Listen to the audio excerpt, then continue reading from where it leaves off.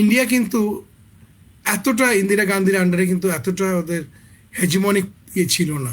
এখন ভারত কিংবা আরএসএস কিংবা হিন্দুস্তা, যে সবাই এখানে আমরা হিন্দু, আমরা হিন্দু রাজ্য গড়ে তুলবো, আবার রাম মন্দির, সব মুসলমানদের মেরে ফেলো, এগুলো কিন্তু ছিল না। তারা কিন্তু মোর সেকুলার ছিল, যার জন্য ইন্ডিয়ান কিন্তু একটা ইউনিটি ছিল। ইন্ডিয়া কিন্তু একটা দেশ না, India is a federal country, states. সব আমেরিকা যেমন 52টা স্টেটস মিলে একটা দেশ হয়, ইন্ডিয়া কিন্তু অনেকগুলো স্টেটস মিলে একটা একটা দেশ। একটা দেশ হয়। কারণ প্রত্যেকে তাদের লোকসভা বিধানসভা বলতে আপার হাউস এর লোয়ার হাউস, মানে আপনার হাউস অফ রিপ্রেজেন্টেটিভস আর হাউস অফ সেনেট এরকম ডিফারেন্ট আছে। যেমন আপনার তিস্তায় পানি পাচ্ছেন না কেন? কারণ মমতা ব্যানার্জি বলেছে সে দিবে না, স্টেটের সে ক্ষমতা আছে।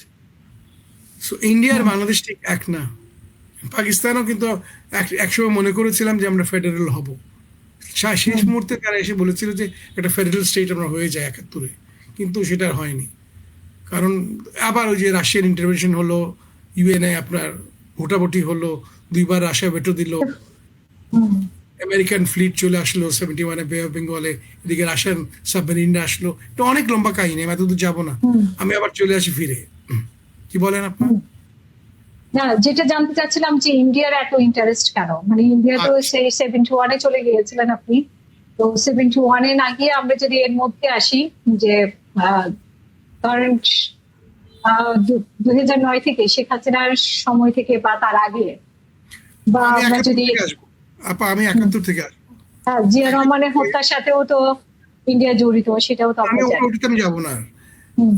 জিয়া রহমানের জিয়া রহমানকে তো মেরেছে শেখ হাসিনা, ইন্ডিয়ার আর যে সেটা অন্য কথা। 71-এর পর থেকে বাংলাদেশে যত বিদেশি যুদ্ধকালীন সময় যত এইড, আর্মস, ওয়েপন আসছিল, সেগুলো কিন্তু ইন্ডিয়া আমাদের কখনো দেয়নি। তারা রেখে দিয়েছিল। তারা তাদের পুরনো 303 রাইফেল বেশিরভাগ, কিছু মিলে তাদের Indian manufactured light machine guns and কিছু স্টেন গান দিয়ে আমাদের কিছু যুদ্ধ করতে বলেছিল। তারা কিন্তু এমন কিছুই আমাদেরকে দেয়নি, তারা সব রেখে দিয়েছে। কিন্তু ওরা তো বলছে যে এটি ওদের সাথে পাকিস্তানের স্বাধীনতা, এটা তো বাংলাদেশের নাম তো ওরা ওদের ইতিহাসেও নাই, বলে না। যদি পাকিস্তানের সাথে তারা লাগতো তাদের ধুতিগুলো রেখে দিত।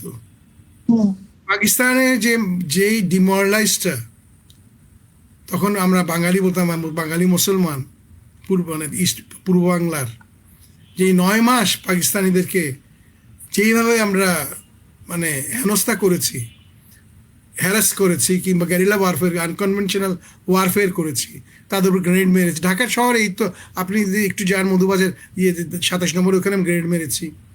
আমি নিজেকে কিন্তু ওরা তো বলে যে এটা ওদের, মানে আপনি তো একজন মুক্তিযোদ্ধাও। না, আমি কখনো মুক্তিযোদ্ধা বলি না, আমি বলি না, কিন্তু কারণ মুক্তিযুদ্ধ সার্টিফিকেট এটা বললে আমাকে আর অনেক বকাবকি করবে।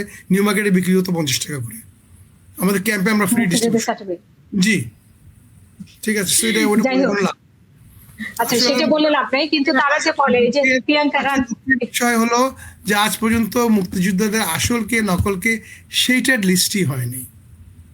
এক সরকার আসে আবার নতুন লিস্ট করে।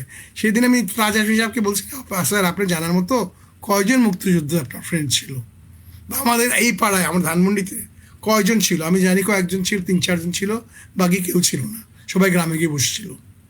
যারা জিতে তাদের সমস্ত প্রপার্টি যত কিছু তারা পায় সেগুলো সব তাদের। এগুলো আমি বলি না, মুসলমানের যে তুমি যদি যুদ্ধ জিতো সমস্ত জিনিস তোমার, তুমি লুট করে নিয়ে যাও। তো তারা আসলে কি মনে করে বাংলাদেশকে, আসলে তারা কি মনে করে, মানে তাদের অঙ্গরাজ্য অঙ্গরাজ্য হলে ভালো। তারা অঙ্গরাজ্য চায় না, তারা আপনাকে এই যে যেরকম আপনাকে বলেন আপনার ওই যে রাতে ঘুমালে ছাড় পোকা ধরে রক্ত খায় আপনার, কিংবা ওই যে প্যারাসাইট, যে লিচ লিচ লিচকে কি বলে, যোগের মতো আপনার রক্ত খেয়ে খেয়ে তারা বেঁচে আছে। তারা যে এই দেশ থেকে কি নিয়েছে, শেখ হাসিনা নিজেই বলে গেছেন, আমি যা দিয়েছি ইন্ডিয়া কখনো ভুলবে না।